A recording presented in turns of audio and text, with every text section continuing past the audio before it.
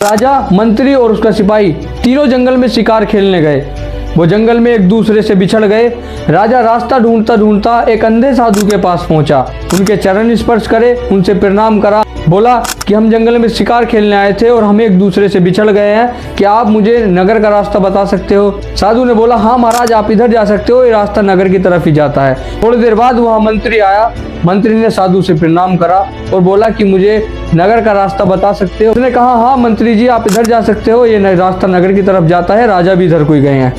थोड़ी देर बाद सिपाही आया और सिपाही ने उनसे कहा, हे साधु, आप क्या मुझे नगर का रास्ता बता सकते हो? मुझे नगर की तरफ जाना है। उसने कहा कि राजा और मंत्री भी इधर गए हैं, आप इधर चले जाओ, ये रास्ता नगर की तरफ ही जाता है। जब वो तीनों महल में पहुंच गए, महल में पहुंचने के बाद उन्होंने सोचा, जब वो साधु अंधा था तो उसे कैसे पता कौन राजा, कौन मंत्री और कौन सिपाही है?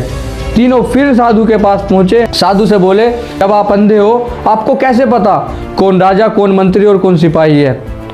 साधु ने कहा कि मैंने आपकी पहचान अपनी आंखों से नहीं करी, मैंने आपके व्यवहार से करी, मैंने आपके संस्कारों से करी।